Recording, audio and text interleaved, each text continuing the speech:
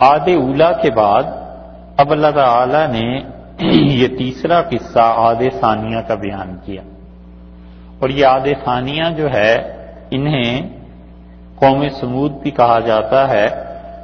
اور شمال اور مغرب کا علاقہ عربوں میں ان کے لیے تھا، اور آگے چل کے جو حجر کی آ رہی ہے کہ حجر والوں نے اپنے انبیاء علیہ الصلوۃ والسلام کو جھٹلایا، اس سے بھی بعض مفسرین نے مراد یہی لی ہے کہ یہ عہد ثانیہ تھے۔ اور مدینہ منورہ سے شام کی طرف جب جائیں تو راستے میں اب بھی ان کی بستیاں ہیں، اب بھی محلات ہیں، اور جن لوگوں نے وہ دیکھے ہیں وہ محلات وہاں کے، وہ کہتے ہیں کہ اب تک اتنے بڑے آثار قدیمہ ہیں کہ ایک ایک محل میں 900 کمرے جو صاحب دیکھ کے آئے تھے، واللہ عالم۔ انہوں نے ہم سے کہا کہ ان بستیوں میں گھوما نہیں جا سکتا، اتنا کچھ ہے، اور کرتے یہ لوگ یہ تھے کہ پورا سالم پہاڑ اس کا نقشہ بنا لیتے تھے کہ اس میں کتنے کمرے ہوں گے، محل بنانا ہے تو کتنا بڑا بنانا ہے، اس میں بیٹھنے کی جگہ کون سی ہوگی،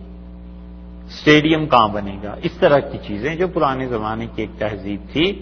اور پھر وہ اسی حساب سے پہاڑوں کو کاٹنا شروع کر دیتے تھے۔ تو بڑی بڑی چٹانیں جب نکالتے تھے، پیچھے جو خلا باقی بچتا تھا وہ کمرہ بن جاتا تھا۔ اسی لیے اللہ تعالی نے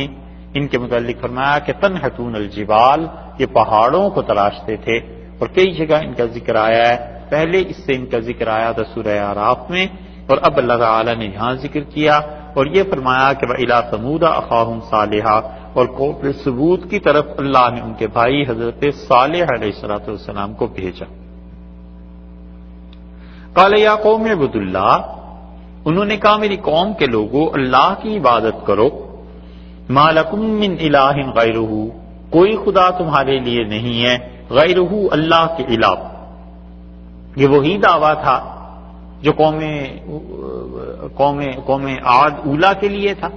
حضرت ہود علیہ السلام نے انہیں کہا تھا۔ اب یہ دیکھ لیں تو پھر وہی الفاظ آ گئے کہ انہوں نے بھی اپنی قوم سے یہی کہا کہ اللہ کے علاوہ کوئی نہیں ہے۔ یہ من کا جو لفظ ہے تاکید کے لیے لائے ہیں کہ سرے سے کوئی خدا نہیں، کوئی ہے ہی نہیں اللہ کے علاوہ جس کی عبادت کی جائے۔ اختیارات بھی سارے کے سارے اللہ کے ہیں، اور اس کے بعد علم بھی سارے کا سارا اللہ کا ہے، وہی اپنے بندوں کے حالات کو جانتا ہے، اور وہی ان کے نفع اور نقصان پہ قدرت رکھتا ہے۔ ہوا انشأکم، اللہ کی ذات نے کیا کیا، تمہیں پیدا کیا۔ نشا پروان چڑھانا، اللہ کی ذات نے تمہیں پروان چڑھایا، اللہ تعالی نے ہی تمہیں اس دنیا میں رہنے کی توفیق دی، اس نے بنایا تم کو۔ اصل ترجمہ تو یہ ہو جائے گا کہ اس نے تمہیں تخلیق کیا، پیدا کیا، پروان چڑھایا۔ من الارض، زمین سے، یعنی زمین کی مٹی سے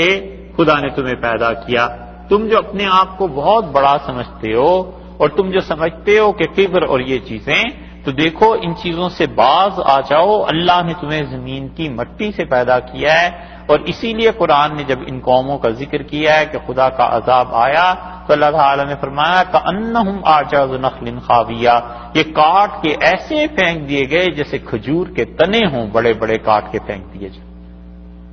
مورخین نے جو کچھ ان کے بارے میں لکھا ہے اس میں سے ان کی درازی قد کا ذکر کیا ہے کہ ان کا قد بڑا لمبا ہوتا تھا۔ اب جتنا بھی قد ان کا ہوتا ہوگا، ظاہر ہے کہ باقی جسم کے اعضاء بھی اسی تناسب سے ہوتے ہوں گے، اور پھر اسی طرح طاقت اور قوت اتنی ان میں کہ پہاڑوں کو کاٹ کر تراش کر اس میں اپنے محلات بنا لیں۔ پوری قوم تھی، پوری تہذیب تھی، اور رسول اللہ صلی اللہ علیہ وسلم اس بستی سے گزرے۔ آگے بات آتی ہے اس کی، تو انہوں نے پہلی بات یہ کہی کہ تم اس اللہ کی عبادت کرو جس پروردگار نے زمین کی مٹی سے تمہیں پیدا کیا ہے، زمین سے پیدا کیا ہے، یعنی تم سب حضرت آدم علیہ السلام کی اولاد ہو، اور آدم علیہ السلام ظاہر ہے کہ مٹی سے پیدا کیے گئے تھے۔ ایک چیز واستعمرکم، اور انہوں نے دوسری بات یہ کہی کہ اس نے تمہیں بسایا ہے، فیہا، اس زمین میں، اللہ کی ذات ہے جس نے تمہیں بسایا ہے اس زمین میں۔ اب جتنی بھی تمہاری یہ بلڈنگز بنی ہوئی ہیں، جتنا کچھ بھی ہے، یہ ساری کی ساری آبادی اللہ نے جو تمہارے لیے کی ہے مہربانی اس کی ہے، فاستغفروہ، سو اللہ سے معافی مانگو۔ حضرت صالح علیہ السلام نے دو چیزوں کا ذکر کیا ہے، ان کو اللہ کی دو صفات کی طرف متوجہ کیا ہے کہ ایک اللہ نے تمہیں تخلیق کیا، اور دوسرے یہ کہ اللہ نے تمہاری زندگی کو باقی رکھا، اس زمین پہ تمہیں باقی رکھا۔ اس سے ایک خیال یہ بھی آتا ہے کہ شاید وہ قوم جو تھی، وہ جو شرک کرتے تھے، انہوں نے اپنا ایک خدا تو ایسا بنا لیا ہوگا، قیاس کی بات ہے، جس کے متعلق وہ کہتے ہوں گے کہ یہ خدا جو ہے اس نے پیدا کیا ہے، اور ایک خدا ایسا بنا لیا ہوگا کہ پیدائش کے بعد اس خدا نے چھوڑ دیا تھا، پھر دوسرے خدا نے اس زمین پہ ہمیں بسایا ہے۔ ہندوؤں میں بھی ایسے ہی ہے نا، دو دیوتاؤں کو مانتے ہیں نا، برہما کو، اور اس نے کیا کیا، برہما نے پیدا کیا، اور دوسرے وشنو، جی وشنو کے لیے وہ یہی کہتے ہیں کہ اس نے باقی رکھا۔ صفات جو ہیں خدا کی علیہ باللہ، وہ پھر اس کے لیے نیا خدا پیدا کر لیتے ہیں۔ تو شاید اس قوم میں بھی یہ ہوں گے کوئی دو خدا، کچھ اس قسم کی چیز ہوگی، اس لیے انہوں نے دو اللہ کی صفات کا ذکر فرمایا کہ اللہ تعالیٰ نے ایک تو تخلیق کی ہے، اس کے بعد تمہیں باقی بھی رکھا ہے فیہا، اس زمین میں۔ اور یہ جو انہوں نے کہا ہے کہ اللہ کا انعام ہے تم پہ کہ اللہ نے تمہیں بسایا ہے، فقہا نے اس دلیل سے ثابت کیا ہے کہ وہ کہتے ہیں کہ واجب ہے لوگوں کے لیے کہ جب اللہ تعالیٰ انہیں زمین دے تو اس زمین میں زراعت کریں، کھیتیاں لگائیں، یا اس زمین کو آباد رکھیں۔ اسی لیے رسول اللہ صلی اللہ علیہ وسلم نے فرمایا کہ تم میں سے کسی انسان نے جو گھر یا بلڈنگ بنائی اور اس سے اللہ کی مخلوق جب تک کوئی فائدہ اٹھاتی رہے گی، اس کا ثواب تمہیں قبر میں ملتا رہے گا، آخرت میں ملتا رہے گا۔ بہت سے لوگ آپ کو نظر آئیں گے، وہ بلڈنگز بناتے ہیں بہت شاندار اور مضبوط، اور پھر ان کی 5-5 6-6 پشتیں اس میں چلی جاتی ہیں، بلڈنگ ویران ہو گئی، جانور اس میں پناہ لے لیتے ہیں، پرندے اپنا گھونسلہ بنا لیتے ہیں، یہ سب کی سب چیزیں اس کی نیکی کے دائرے میں رہیں گی اور نامہ اعمال میں جاتی رہیں گی۔ اس لیے مسلمانوں میں یہ پورا فن ایک رہا ہے تعمیر کا، اور مسلمانوں کا فن تعمیر اتنا ممتاز رہا ہے کہ بلا خوف تردید یہ کہا جا سکتا ہے کہ دنیا میں کوئی قوم مسلمانوں کی بلڈنگز کا مقابلہ نہیں کر سکی۔ اتنی اچھی اچھی چیزیں یہ اپنے دور میں بناتے تھے تاکہ وہ مرنے کے بعد بھی اللہ کے ہاں ان کو اجر ملتا رہے، ثواب ملتا رہے، اور یہ بہت سی چیزیں ایسی ملیں گی۔ اور اسی لیے فقہا نے لکھا ہے یہاں پر، یعنی اگر وہ حساب کیا جائے تو 200-300 گز کا پلاٹ، وہ کہتے ہیں اتنی بھی زمین کسی کے پاس ہے تو اس کے لیے شرعاً یہ ضروری ہے کہ اس پہ کوئی نہ کوئی سبزی، کوئی چیز لگائے، وگرنہ وہ گناہگار ہوگا۔ انہوں نے لکھا ہے واجب ہے کہ اس کی فصل، اس سے جو چیز بھی پیدا ہوتی ہے، وہ یا چاہے گھر میں استعمال کریں، چاہے وہ تحفے میں دے دیں، اور چاہے وہ مارکیٹ میں لے جا کے بیچ دیں، مگر زمین کی پیداوار ہونی چاہیے۔ اس وجوب کو مسلمان نہیں سمجھتے، واجب ہونا یعنی ضروری ہونا۔ کئی لوگوں کی کھیتیاں ہیں، پلاٹس ہیں، ایسے ہی پڑے ہوئے، اور یا پھر یہ کہ پلان کرے اس کو کہ اس کے لیے بلڈنگ بنانی ہے، اس کی تعمیر کرنی ہے اور اسے آباد کرنا ہے۔ اسی لیے جساس رحمۃ اللہ علیہ اس مقام پہ حدیث لائے ہیں، اور صاحب مدارک بھی، کہ رسول اللہ صلی اللہ علیہ وسلم نے بتایا کہ اللہ نے حکم دیا اور کہا شہروں کو آباد کرو اور میرے بندوں کو وہاں پر بساؤ۔ انسانوں کی راحت کے سامان پیدا کرنا، شہروں کو بسانا، بلڈنگز کا تعمیر کرنا، اور خاص طور پہ وقف کی جو چیزیں ان کو مضبوط بنانا تاکہ اللہ کی عبادت کی جگہ یہ قائم رہیں، خدا کا نام اس میں لیا جاتا رہے، یہ مسلمانوں کے کرنے کے کاموں میں سے ہے جو فرض اور واجب کے درجے میں۔ مثلا مسجد تو بنانی ہے کسی نے، اب وہ کہتا ہے کہ بجائے اس کے کہ اس مسجد کو 20 25 30 50 سال کے لیے بناؤ، تھوڑی سی اور محنت کر کے ہم اس کو ڈیزائن کر لیتے ہیں کہ یہ 200 سال تک چلتی رہے، تو زیادہ اجر کی بات ہے، کیونکہ چندہ تو پھر بار بار اکٹھا نہیں ہوتا۔ وہ ایک بلڈنگ انہوں نے بنا دی، ممکن ہے اللہ کی مخلوق 100 سال اس سے فائدہ اٹھاتی رہے، مسلمان 100 سال اس میں کام کرتے رہے۔ یہ چیز پرانے حضرات میں تھی اور وہ کرتے تھے۔ اس لیے یہاں پر کہا ہے کہ اللہ کے انعامات میں سے ہے تم پر کہ تمہیں کیا کیا، وَاسْتَعْمَرَكُمْ فِيهَا، اللہ نے تمہیں اس میں بسایا ہے۔ رسول اللہ صلی اللہ علیہ وسلم جب مدینہ منورہ میں تشریف لائیں تو بالکل آغاز میں جو کام کیے ہیں اس میں سے ایک کام یہ بھی کیا کہ جتنی ازواج مطہرات تھیں، بیویاں تھیں رسول اللہ صلی اللہ علیہ وسلم کی، ہر ایک کے لیے الگ الگ گھر بنا دیا، یعنی ایک ایک کمرہ سب کو دے دیا تاکہ وہ اطمینان میں رہیں، اور رسول اللہ صلی اللہ علیہ وسلم نے وہ گھر ان کی ملکیت میں دے دیے تھی، وہ مالکہ تھیں اس گھر کی۔ اسی لیے قرآن نے کہا وَقَرْنَ فِي بُيُوتِكُنَّ، اور نبی صلی اللہ علیہ وسلم کی بیویوں اب ان کے انتقال کے بعد کہ یہ جو حج ہو گیا ہے اس کے بعد تم اپنے گھروں میں اب ٹکی رہو، تو گھر ان کے قرار دیے ہیں اللہ نے، رسول اللہ صلی اللہ علیہ وسلم کے گھر نہیں کہے، یہ فرمایا ہے کہ ان کے گھر، اور جہاں رسول اللہ صلی اللہ علیہ وسلم کے گھر قرار دیے ہیں وہ اس لیے کہ حضرت صلی اللہ علیہ وسلم بھی وہیں رہتے تھے، تو ان خواتین کے اپنے گھر تھے۔ اسی لیے فقہا نے اسی بحث اور مسائل میں استنباط کیا ہے کہ عورت کا یہ حق بنتا ہے کہ وہ اپنے شوہر سے یہ کہے کہ وہ اس کے لیے الگ گھر لے کے دے، یا کم سے کم ایک کمرہ اور ایک کچن میں اتنا حصہ اور ٹہلنے کی جگہ یہ عورت کا بیوی کا حق بنتا ہے اتنی ہو جس میں کوئی بھی اس کی مداخلت نہ کر سکے، ایک اس کا کمرہ الگ، ایک اس کا کچن میں حصہ الگ، جو مرضی اس کا جی چاہے پکائے، اور ایک اتنی جگہ جس پہ وہ ٹہل سکے، آزادی سے آرام سے رہ سکے، اتنا بیوی کا حق بنتا ہے یہ شوہر کے ذمے۔ مسلمانوں میں جو پہلے وقت کے لوگ تھے وہ ان چیزوں کو سوچتے تھے اور اس پر پوری زندگی کو بھی پلان کرتے تھے کہ آگے بچے ہیں، اولاد ہے، خود گھر ہے، اس کا کیا کرنا ہے۔ ایسے نہیں تھا کہ شادی کر لی اور بس اس کی فکر ہی نہیں کہ بیوی کے کچھ حقوق بھی ہیں یا نہیں ہیں۔ تو اللہ تعالیٰ کے انعامات میں سے انہوں نے گنا ہے کہ دیکھو اللہ نے تمہیں پیدا بھی کیا ہے، اور اس کے ساتھ ساتھ اللہ نے کیا کیا، وَاسْتَعْمَرَكُمْ فِيهَا، خدا نے اس میں تمہیں ٹھکانہ دیا ہے، بسایا ہے، فَاسْتَغْفِرُوا، سو تم کیا کرو، اللہ سے معافی مانگو۔ حضرت نعمان رضی اللہ عنہ مدینہ منورہ میں تھے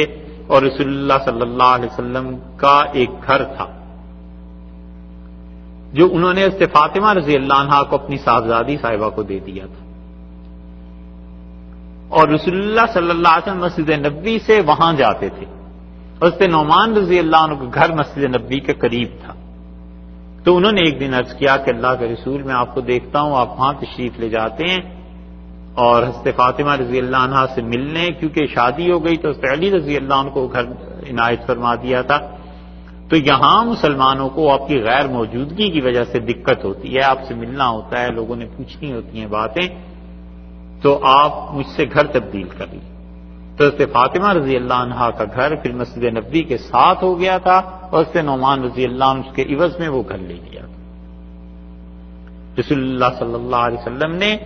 ان ساری چیزوں کو اختیار فرمایا ہے اور اپنے عمل سے بتا دیا کہ میرے بعد کیا کیا کرنا ہے، اور انسان کو ضروریات زندگی کے لیے جو چیزیں چاہیے ہوتی ہیں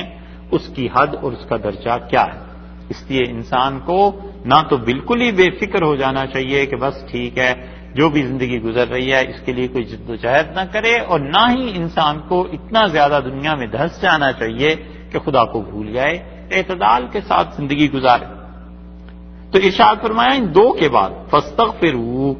جو گناہ تم سے ہو چکے ہیں اس کے لیے اللہ سے معافی طلب کرو،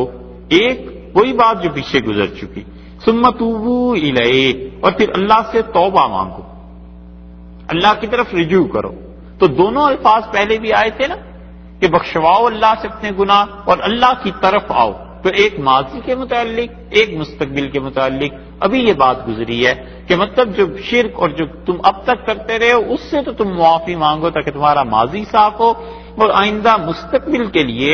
اللہ کے سامنے جھک جاؤ، مستقبل کی زندگی کے لیے خدا سے رجوع کرو۔ ان ربی، بلا شبہ میرا پروردگار قریب، میرا رب تو نزدیک ہے، مجیب قبول کرنے والا، اس سے مانگو، اور میرا رب بہت قریب ہے،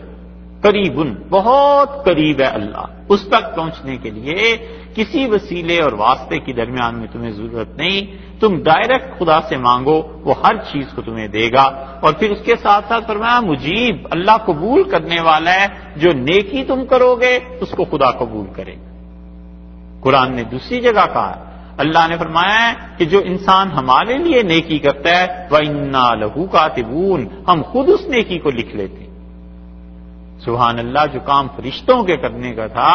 اور جو کام کسی اور کے کرنے کا، اس کی بھی نسبت اپنی طرف فرما دی کہ ہم انسان کی نیکی کو اتنا قبول کر لیتے ہیں کہ وَإِنَّا لَهُ كَاتِبُونَ، ہم اس کی نیکی کو اپنے دست مبارک سے لکھ لیتے ہیں۔ اور دوسری تفسیر یہ کی گئی ہے کہ اللہ سے تم مانگو اور اللہ تمہارے قریب بھی ہے اور مجیب بھی ہے، یعنی تمہاری دعاؤں کو سنتا ہے بغیر کسی وسیلے اور واسطے کے، ڈائریکٹ مانگو۔ اور یہ اس سارے شرک کا رد آ گیا جو عام طور پر دنیا میں پروہت، براہمن، پجاری یہ اپنی قوموں کو سکھاتے ہیں کہ تم ڈائریکٹ اللہ تک پہنچ ہی نہیں سکتے۔ پہلے تو وہ اپنے آپ کو خدا کا نائب ثابت کرتے ہیں علیاذ باللہ، پھر وہ کہتے ہیں ہمارے تھرو خدا تک پہنچو، کوئی خدمت کرو، پیسے لاؤ، یہ چیزیں ہوں، ہم خوش ہوں گے اور ہم خوش ہو گے پھر تمہیں وہ چیز بتا دیں گے جس سے تم خدا کے قریب ہو جاؤ گے۔ ٹھیک جس طرح دنیا کا دربار ایک ہوتا ہے، ایک بادشاہ ہوتا ہے، آگے اس کے وزیر ہوتے ہیں اور وزیروں کے بھی آگے پھر سیکٹری ہوتے ہیں اور پھر آگے جا کے کئی عوام ہوتے ہیں، اور وہ جو اوپر ہیڈ بنا ہوا ہوتا ہے بادشاہ، وہ اتنا بے نیاز کہ لوگوں سے بالکل دور رہتا ہے، اور لوگ اس کو خط لکھیں، اس کو کوئی عرضی پیش کریں، کچھ کریں، وہ اتنا مغرور ہوتا ہے کہ وہ اپنی رعایا کو جواب نہیں دیتا، اس سے پھر سیکٹری رکھے ہوئے ہوتے ہیں، وہ وزیروں سے کہتے ہیں ہاں بھی اس کا یہ کر دو، اس کا یہ کر دو۔ یہ جو نقشہ ہے نا، یہ مذہبی طور پر جو پروہت، پجاری اور براہمن ہوتے ہیں وہ ایسے کھینچتے ہیں کہ تم تو اللہ تک پہنچ ہی نہیں سکتے صاحب، تمہاری قربانی قبول نہیں ہو سکتی، تم دعا مانگو گے تو بالکل نہیں مانگ سکتے، ہم تمہیں بتاتے ہیں کیسے، اور اس بتانے کے بھی پیسے لیتے ہیں۔ یہ سارا دھندا جو شرک کا چلتا ہے، حضرت صالح علیہ السلام نے 4 لفظوں میں جڑ اکھیڑ دی۔ انہوں نے کہا ان ربی قریب مجیب، میرا پروردگار تو بہت قریب ہے، اتنا قریب ہے، اتنا قریب ہے کہ مجیب، وہ تمہاری ساری پکار اور دعا سنتا ہے، جو تم اللہ سے مانگنا چاہو براہ راست مانگتے رہو اور اللہ ان ساری چیزوں کو قبول فرماتا ہے۔ اسی لیے رسول اللہ صلی اللہ علیہ وسلم کے معاملے میں بھی اللہ نے فرمایا وَإِذَا سَأَلَكَ عِبَادِي عَنِّي، میرے بندے میرے بارے میں جب آپ سے پوچھیں، کیا پوچھیں؟ کہ اللہ قریب ہے۔ صحابہ رضی اللہ عنہ نے پوچھا تھا، انہوں نے کہا اللہ کے رسول، اللہ قریب ہے یا دور ہے؟ اگر خدا قریب ہے فنناجی،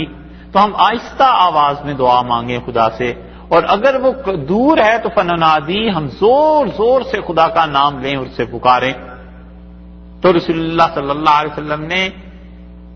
اس سوال کو سن کے توقف فرمایا، اللہ نے وحی نازل کی اور اللہ نے فرمایا وَإِذَا سَأَلَكَ عِبَادِي عَنِّي، جب میرے بندے میرے بارے میں آپ سے پوچھیں۔ کمال ہے، کمال ہے قرآن کا، اور اللہ تعالیٰ نے کمال کی بات ارشاد فرمائی۔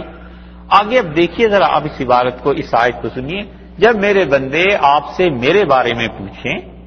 تو آنا تو یوں چاہیے تھا کہ آپ میرے بندوں کو یہ کہیں کہ میں ان کے قریب ہوں، یہی جملہ بنتا ہے نا۔ اللہ نے اس جملے کو ہی نہیں فرمایا۔ اللہ نے فرمایا اذا سألک عبادی عنی، جب میرے بندے آپ سے سوال کریں میرے بارے میں، تو انی قریب، میرے بندوں میں تمہارے قریب ہوں۔ درمیان میں رسول اللہ صلی اللہ علیہ وسلم کے توسل سے جو بات ہونی تھی اسے بھی خدا نے ہٹا دی، فرمایا انی قریب، میں تمہارے قریب ہوں۔ اجیب دعوت الداعی اذا دعان، پکارنے والا جب مجھے پکارتا ہے تو میں اس کی پکار کو، اس کی دعا کو سنتا ہوں۔ بالکل صاف فرما دیا کہ میرا اور میرے بندوں کا براہ راست تعلق ہے، اور کتنا قریب ہے۔ قرآن نے دوسری جگہ کہہ دیا کہ وہ اس رگے جاں سے قریب، اور اللہ تعالیٰ نے اسی طرح سورہ واقعہ میں ایک بات ایسی اپنی قربت کے متعلق کہی ہے، بندوں کے قریب ہونے کی۔ آپ دیکھیے سورہ واقعہ 27ویں پارے میں کہ اس پہ آدمی غور کرے تو احساس ہوتا ہے کہ اللہ کی قربت کتنی زیادہ ہے اپنے بندوں کے ساتھ اور خدا اپنے بندوں کے کتنا قریب ہے۔ 27واں پارہ ہے، 56 نمبر سورت ہے، 56۔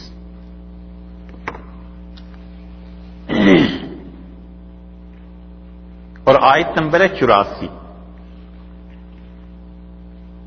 27واں پارہ سورہ واقعہ اور آیت نمبر 84، 84۔ اس کو ہیں تو یہ 3 آیات 4، لیکن ان کو ذرا غور سے دیکھیں خدا نے کہا کیا۔ اللہ تعالیٰ نے بات اصل میں یہ کیا ہے کہ میں اپنے بندوں کے ساتھ کیسا ہوں۔ فرمایا فلولا اذا بلغت الحلقوم، پھر کیوں نہیں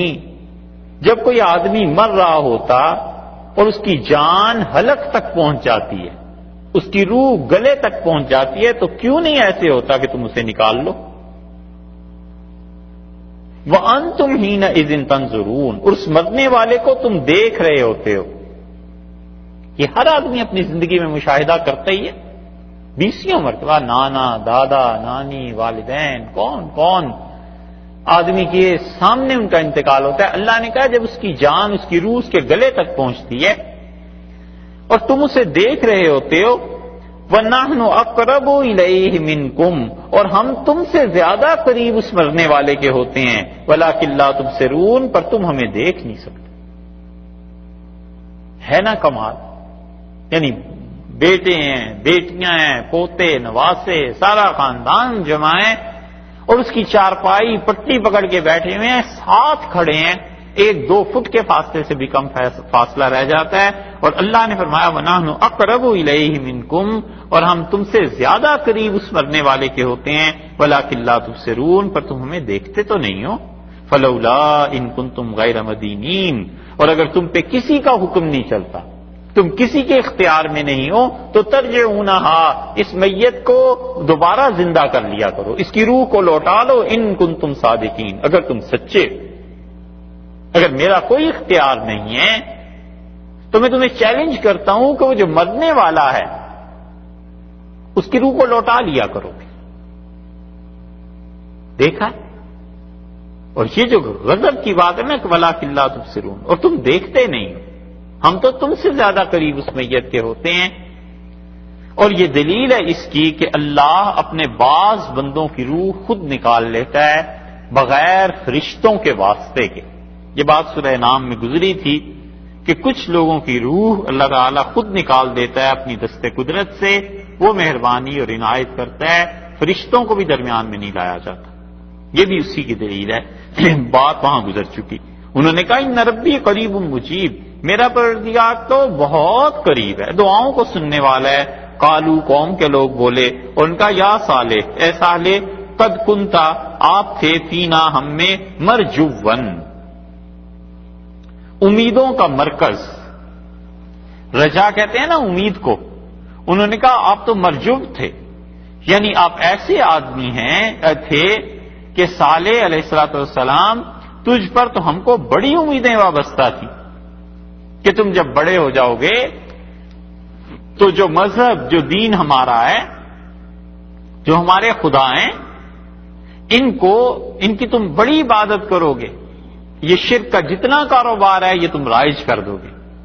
انبیاء علیہ السلام کی ابتدائی زندگی اتنی پاک ہوتی ہے کہ ہر نبی اس کو قوم یہی کہتی ہے کہ تم تو اتنے اچھے تھے، اتنے اچھے تھے۔ کب تک اچھے تھے؟ جب تک تم نے اللہ کا پیغام نہیں پہنچایا۔ بس جس دن اس نے کہا کہ یہ شرک کا کاروبار ہے چھوڑو اور اللہ کی وحدانیت، وہ سچ پہ برداشت نہیں ہوتا ان سے۔ رسول اللہ صلی اللہ علیہ وسلم کو بھی تو یہی کہتے تھے، صادق اور امین، سچے آدمی، امانت دار آدمی، یہ وہ ہے۔ قد کنت مرجوا قبل ھذا، انہوں نے کہا اے صالح علیہ السلام، آپ اس سے پہلے تو ہم میں بڑی امیدوں کا مرکز تھے، قبل ھذا، اس سے پہلے، یعنی اس پیغام سے پہلے۔ اتنہانا، کہ اب تو ہمیں روکتا ہے، ان نعبد، کہ ہم عبادت کریں، ما یعبد آباؤنا، ان کی جن کی عبادت ہمارے آباء و اجداد کرتے رہے، کیا ان کی عبادت ہم چھوڑ دیں؟ یہ تم کیسی بات کرتے ہو؟ دیکھا آپ نے صالح علیہ السلام نے اللہ کے ہونے کی اور اللہ کے علاوہ کسی کی عبادت نہ کرنے کی یہ دلیل دی کہ ایک تو یہ کہ اللہ نے تمہیں پیدا کیا ہے، اور دوسری دلیل یہ دی کہ خدا نے تمہیں بسایا ہے، اور تیسری بات یہ سمجھائی کہ اس سے معافی مانگو، توبہ کرو، میرا رب براہ راست تمہاری سنتا بھی ہے اور تمہاری دعاؤں کو قبول کرتا ہے۔ ان کے دلائل یہ تھے۔ قوم نے کیا دلیل دی؟ قوم نے کہا تنہانا ان نعبد ما یعبد آباؤنا، تو ہمیں روکتا ہے ہمارے باپ دادا جس کی عبادت کرتے تھے ہم نہ کریں۔ قوم کے پاس کوئی دلیل نہیں ہے، بس یہ ہے کہ باپ دادا جیسے کرتے آئے ہیں ہم اس سے نہیں ہٹ سکتے، ہم اس سے پیچھے نہیں ہٹیں گے۔ کوئی ایسی عقلی بات نہیں، کوئی معقول بات نہیں، ضد ہے کہ چونکہ بڑے ایسے کرتے آئے ہیں لہذا ہم بھی ایسے ہی کریں گے۔ کوئی پوچھے کہ تمہارے آباء و اجداد نے کوئی غلط رسم اختیار کر لی تھی، کوئی غلط چیز ان سے ہو گئی تھی، تو کیا اس غلطی پہ اصرار کرنا ضروری؟ وَإِنَّنَا، اور بلا شبہ ہم لفی شک میں پڑے ہوئے ہیں، مما تدعونا، اس چیز کے لیے جس کی طرف تو ہمیں بلاتا ہے، خدا کی جس توحید کی طرف تو بلاتا ہے ہمیں اس میں شک ہے۔ شک کا مطلب یہ ہے کہ نفی اور اثبات میں متردد ہیں، ہم پریشان ہیں، پھر یہ سچا کہیں جھوٹا کہیں، ہمیں شبہ ہے، کوئی نہ کوئی بات ضرور ہے، اور پھر الیہ مریب، اور اس کے معاملے میں ہمارا دل نہیں ٹھہرتا۔ مریب اور شک دو لفظ آ گئے نا، ایک شک اور ریب بھی شک ہی کے معنی میں آتا ہے، لیکن اس کو انہوں نے کہہ دیا کہ مریب، یعنی ہمیں بہت ہی شدید شبہ ہے، بالکل پکی بات ہے کہ ہم تمہاری بات کو قطعاً تسلیم نہیں کر سکتے۔ اور مریب کا مطلب یہ ہے کہ یہ فساد شرک کا جو تم یہ توحید کا جو تم بات کرتے ہو یہ فساد ہے، اور غلطی جو ہے تمہاری وہ بالکل ثابت شدہ ہے، ہم خدا کو نہیں مانیں گے، ہم تو اپنے ان معبودوں پر اڑے رہیں گے جن معبودوں کو ہمارے باپ دادا مانتے چلے آئے۔ اب سارے دلائل بظاہر ان کے بیکار ہو گئے، وہ پھر بات انہوں نے کی، قالا یا قوم، انہوں نے کہا میری قوم والو، ارأیتم، تم دیکھو، ان کنتو، اگر میں ہوں، علی بینۃ، واضح کسی راہ پر، سمجھ بوجھ مجھے مل گئی ہے، من ربی، میرے پروردگار کی طرف سے، اللہ نے مجھے صالح بنایا، اللہ نے مجھے صحیح راہ پر رکھا، خدا کی طرف سے واضح روشن توحید کے دلائل مجھے خدا نے دیے، وآتانی، اور اس نے عنایت فرمائی ہے، منہ، اپنی طرف سے، رحمتن، خدا کی رحمت مجھے ملی، رحمت سے مراد نبوت، حضرت نوح علیہ السلام کے تذکرے میں بھی آیا تھا، وہاں بھی رحمت سے مراد نبوت عرض کی تھی، یہاں بھی، اور خدا نے مجھے نبوت بھی دے دی ہے، تو دیکھو، فَمَن يَنصُرُنِي، کون میری مدد کرے گا، من اللہ، اللہ کے مقابلے میں، ان عصیتہ، اگر میں خدا کی نافرمانی کروں تو کون میری مدد کرے گا؟ تم کہتے ہو میں توحید کی دعوت کو چھوڑ دوں، اچھا فرض کر لو ایک لمحے کے لیے میں اسے چھوڑ دوں، تو اللہ نے جو میری ڈیوٹی لگائی ہے، خدا مجھ سے جب پوچھے گا تو کیا تم میری مدد کرو گے؟ کون مدد کرے گا؟ دوسری تفسیر مفسرین نے کی ہے، وہ کہتے ہیں کہ انہوں نے فرمایا کہ ان کنت علی بینۃ من ربی، فرض کر لو ایک لمحے کے لیے میں خدا کی طرف سے ہدایت پہ ہوں اور اللہ کی طرف سے رحمت مجھے ملی ہے، فرض کرو ایک لمحے کے لیے کہ تمہاری بات میں مان لیتا ہوں، تو یہ جو ہدایت اور یہ جو رحمت ملی ہے اس کو میں کیا کروں؟ اللہ اگر مجھ سے پوچھے کہ تم نے قوم کی کیوں مان لی تھی جبکہ ہم نے تمہیں ہدایت دی تھی، جبکہ ہم نے تمہیں نبوت دے دی تھی، فَمَن يَنصُرُنِي مِنَ اللَّهِ إِنْ عَصَيْتُهُ، اگر میں اپنے رب کی نافرمانی کروں اللہ کی، کون ہے جو میری مدد کرے گا؟ یعنی پھر کوئی کام نہیں آتا، فَمَا تَزِيدُونَنِي، سو تم کوئی چیز نہیں بڑھاتے میرے لیے، غیر تقصیر، سوائے خسارے کے، سوائے اس کے کہ تم میرے نقصان میں اضافہ کرو، باقی تو تم میرے کسی کام نہیں آ رہے۔ اللہ کی گرفت، اللہ کی پکڑ وہ بڑی شدید ہے، اور خدا نے مجھ سے پوچھا کہ تجھے جو نبوت دی تھی اور کام کرنے کو کہا تھا وہ کیوں نہیں کیا، تو پھر تو اللہ کے سامنے جواب دینا پڑے، اور وہ تو نقصان ہے۔ معلوم ہوتا ہے کہ اس کے بعد قوم نے ان سے مطالبہ کیا کہ کوئی معجزہ دکھاؤ، واقعی تم اللہ کی جانب سے ہو؟ تو قرآن نے اس موقع پہ وہ بات چھوڑ دی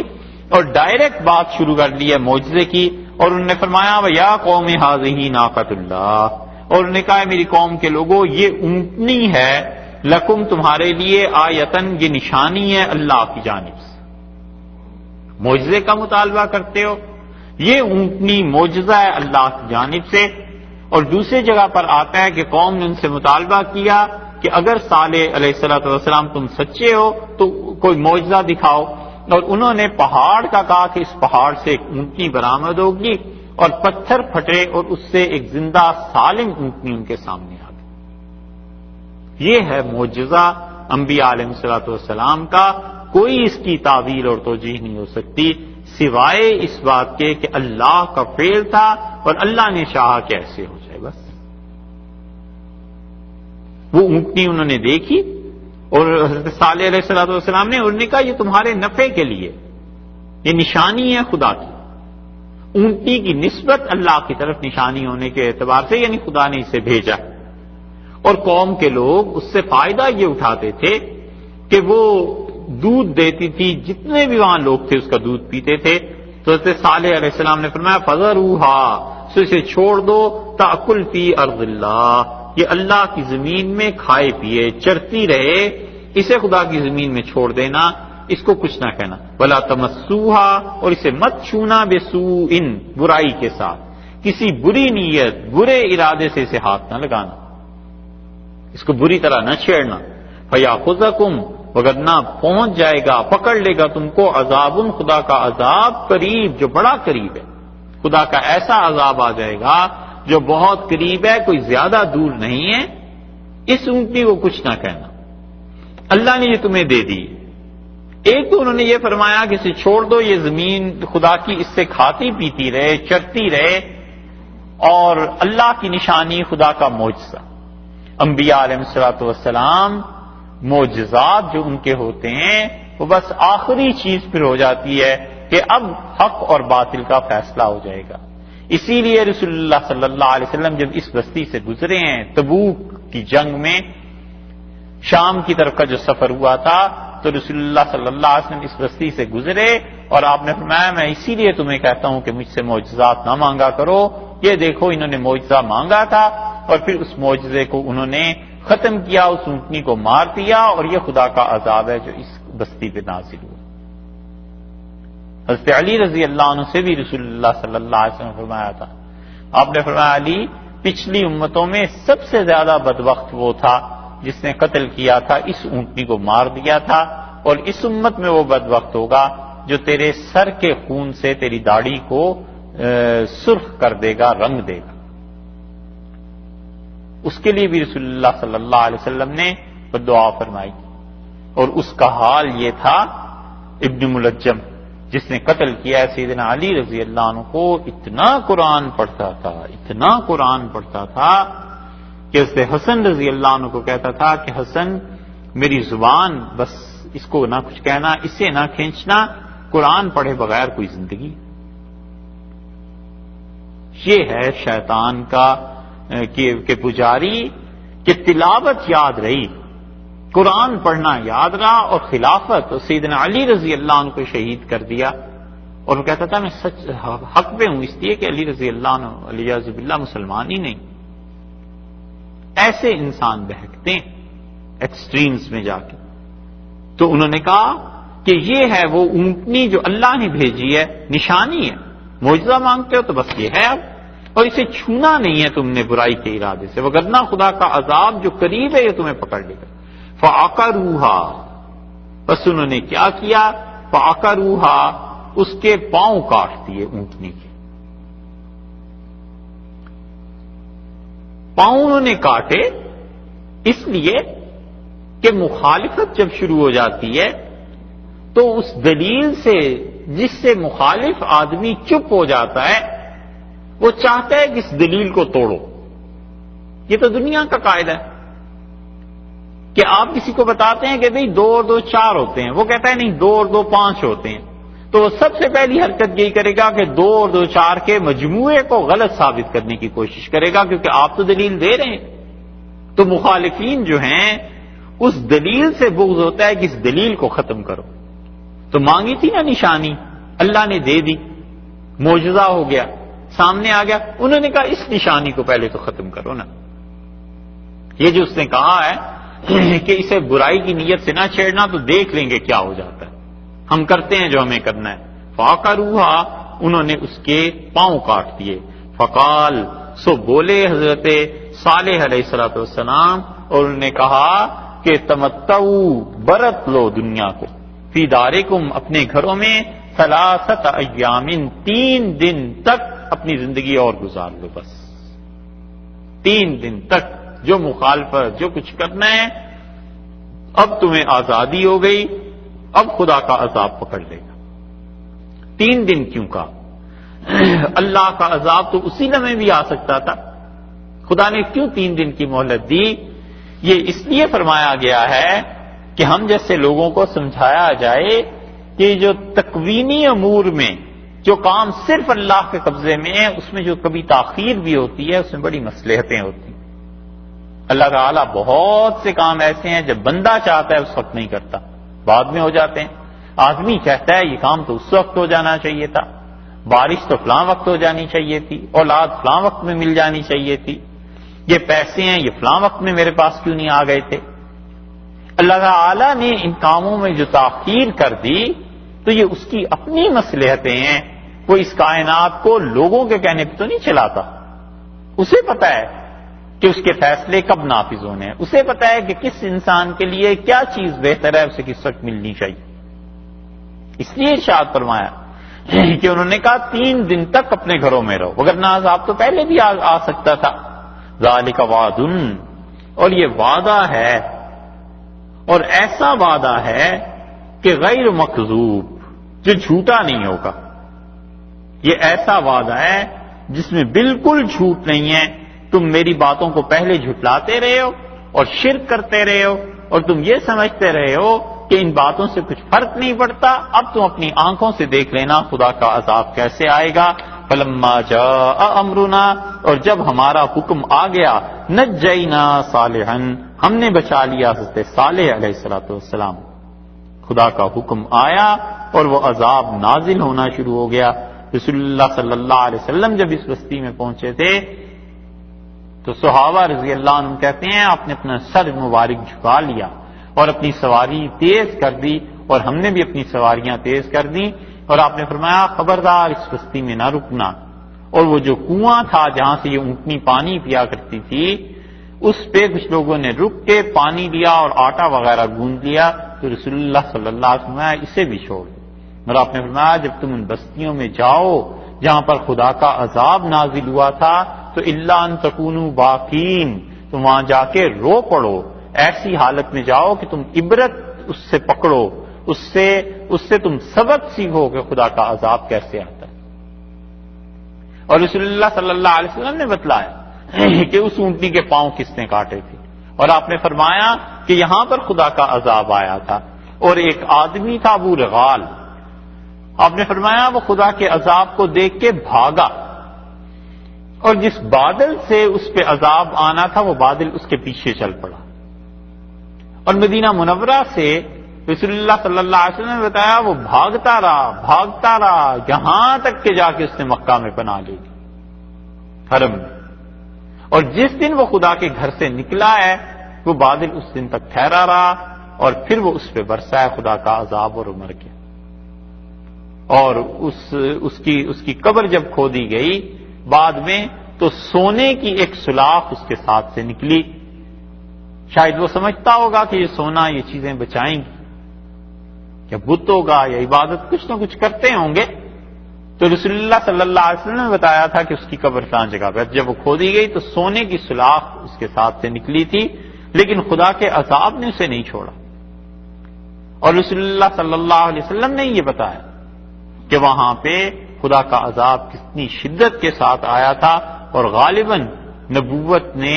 سمجھ لیا ہوگا کہ اب تک اس عذاب کے آثار اس بستی پہ ہیں، اس لیے حضرت صلی اللہ علیہ وسلم تیزی سے اس علاقے سے نکل گئے. اللہ نے فرمایا جب ہمارا حکم آ پہنچا ہم نے صالح علیہ السلام کو بچایا. والذین آمنوا معہ، جو ان کے ساتھ ایمان لائے تھے انہیں ہم نے بچایا. برحمت منا،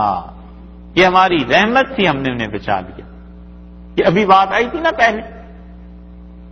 کہ نصفی رحمت اللہ علیہ کہتے ہیں جب ہم نے تفسیر پڑھی اپنے شیخ سے تو انہوں نے کہا دیکھو خدا نے یہ کہا ہے کہ ہم نے اپنی رحمت سے بچا لیا، اللہ نے یہ نہیں کہا کہ ان کے اعمال ایسے تھے وہ بچ گئے.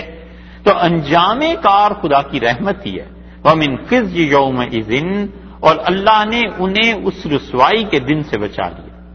ذلت سے بچا لیا. یہ خزي کا لفظ جو ہے خزي يومئذ یہ پہلے بھی آیا ہے، اس سے نوح علیہ السلام کے بارے میں بھی آیا ہے. اور اس کی ایک تفسیر مفسرین نے کی ہے کہ وہ کہتے ہیں اس ذلت سے بچا لیا یعنی ایسی ذلت جو زمانہ بھر ان کے ساتھ رہتی،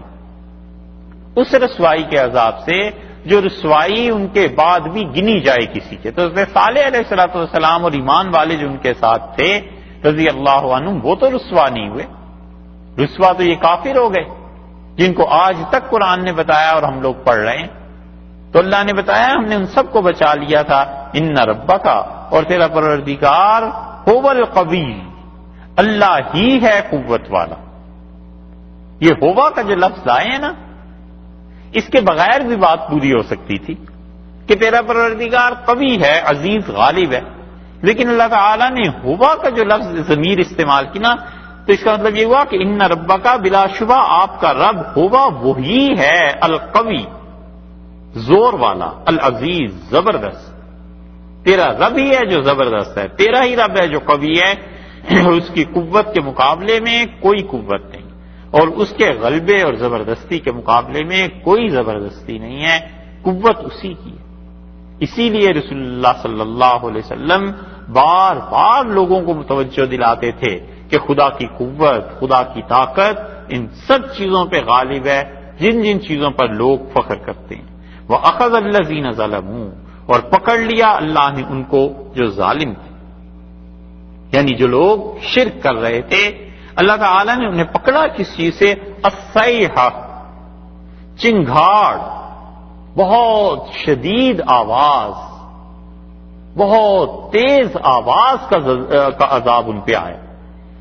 سورہ اعراف میں اللہ تعالیٰ نے وہاں بتایا ہے کہ رجفہ، زلزلہ آیا. یہاں پہ اللہ تعالیٰ نے فرمایا ہے کہ ان پر بہت شدید آواز کا عذاب آیا. تو مفسرین میں سے کچھ تو ایسے ہیں جو کہتے ہیں دونوں صورتیں ہوئی ہیں، اور کچھ کہتے ہیں کہ صورت ایک ہی ہوئی ہے کہ زلزلہ جب آتا ہے تو اس کے ساتھ گڑگڑاہٹ کی آوازیں بھی اٹھتی ہیں.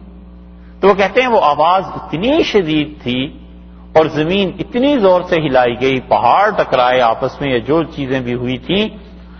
کہ اس سے آواز پیدا ہوئی اور اس آواز کی وجہ سے ان کے دل پھٹ گئے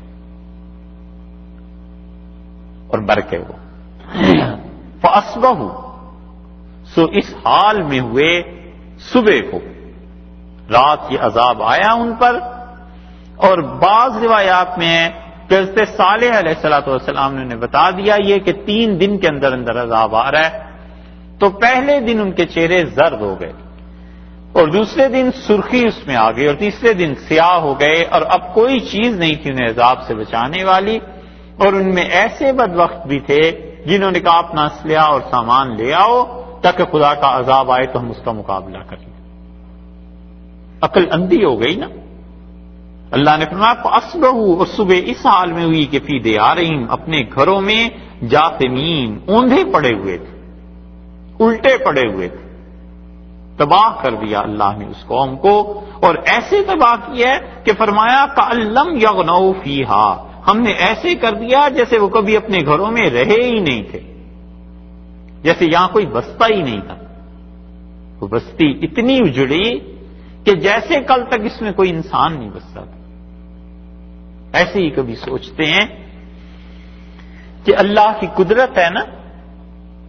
کہ یہ زمین اپنے محور میں گھوم رہی ہے اور سورج سے اس کا فاصلہ ہے، ایسے ہی ہے نا. اور کبھی یہ ٹائی کھل جائے،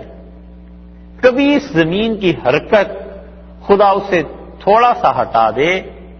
اور یہ زمین ہزاروں میل کی رفتار سے سیدھی جا کر سورج میں گرے،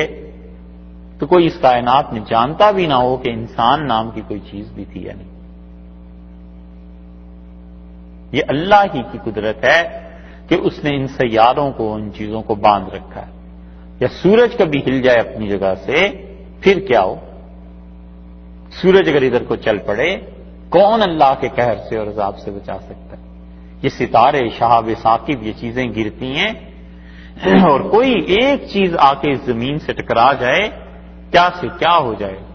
اب یہ کہتے ہیں کہ اوزون گیس اور وہ اتنا اس میں پردہ ہٹ گیا ہے اور وہ گیس اس طرح ہو رہی ہے اور اس کی وجہ سے انسانوں پہ تکالیف آ رہی ہیں۔ اللہ کی بڑی زبردست قدرت ہے۔ اللہ نے کہا صبح ہوئی اس حال میں کہ اپنے گھروں میں اوندے منہ پڑے ہوئے تھے کأن لم یغنوا فیہا، جیسے یہاں رہتے ہی نہیں تھے، خدا نے ایسے مٹا دیا۔ الا ان ثمودا کفروا ربہم، یاد رکھو لوگو سمود نے منکر ہو گئے تھے اپنے رب کے، کفر کیا اپنے رب کے ساتھ۔ الا بعدا لثمود، اور سنو لوگو پھٹکار پڑی سمودیوں پہ، خدا کی لعنت برسی ان پہ۔ جو عذاب تھا خدا کا آیا، اور اس طرح کہ رات کو سو رہے تھے، فرشتوں نے آ کے بعض روایات میں آیا کہ چیخ ماری اور سب کے جگر دل پھٹ گئے، بس اپنی جگہ پہ مر گئے۔ کأن لم یغنوا فیہا الا ان ثمودا کفروا ربہم، یاد رکھو ان سمودیوں نے اپنے پروردگار کا کفر کیا۔ جو انبیاء علیہ السلام آئے تھے نبوت کو جھٹلانا، خدا کے پیغمبروں کو جھٹلانا علیہ السلام، وہ جو انسانیت کے ہمدرد، شفیق، مہربان، سیدھی راہ دکھانے کے لیے آتے ہیں، ان کے ساتھ ایسی حرکتیں۔ الا بعدا لثمود، جیسے پہلے کہا نا وہاں پر عاد کے ساتھ تھا کہ یہ پیچھے جو آیت گزری ہے نا حضرت ہود علیہ السلام کے متعلق، آخری آیت جو ہے اس میں اور اس میں فرق دیکھ لیجیے۔ وہاں پر اللہ تعالیٰ نے ارشاد فرمایا الا بعدا لعاد قوم ہود، لعنت پڑی عاد پر جو حضرت ہود علیہ السلام کی قوم تھی، 60 نمبر آیت میں جہاں رکوع ختم ہوا ہے پہلا۔ اور یہاں پر فرمایا کہ الا بعدا لثمود، اور سمودیوں پر لعنت پڑی۔ یہاں حضرت صالح علیہ السلام کا نام نہیں لیا کیونکہ وہاں تو بتانا تھا نا کہ وہ عاد اولا تھے جو کہ حضرت ہود علیہ السلام کی قوم تھے، اور یہ چونکہ سمودی مشہور تھے، عاد ثانیہ بھی انہیں کہتے ہیں، اس لیے یہاں پہ حضرت صالح علیہ السلام کا نام نہیں لیا گیا۔ اس موضوع پر حضرت نے لکھی ہے کتاب سید سلیمان ندوی رحمۃ اللہ علیہ نے ارض القرآن، اور سید سلیمان ندوی رحمۃ اللہ علیہ نے قرآن کی تاریخ پر کتاب لکھنے کے لیے عبرانی زبان سیکھی تھی۔ اب کیوں نہیں ایسے علماء پیدا ہوتے؟ عبرانی زبان انہوں نے سیکھی کہ آرکیالوجی میں جو نئے نئے اب کتبے نکل رہے ہیں اسے ہم پڑھیں اور دیکھیں وہ اس پرانے زمانے کی تہذیب، ان کے پیغام کیا تھے، اور انہوں نے بہت اچھی کتاب لکھی ہے۔ اتنی اچھی کوشش اب تک بھی ان کے بعد نہیں کی گئی، اس لیے اللہ تعالیٰ نے یہاں پر یہ جو فرما دیا ہے کہ سمود والوں پر خدا کا عذاب آیا، یہ وہ قوم تھی عاد ثانی، اور اس پہ حضرت نے کافی تفصیل سے لکھا ہے، اسے دیکھ لینا چاہیے۔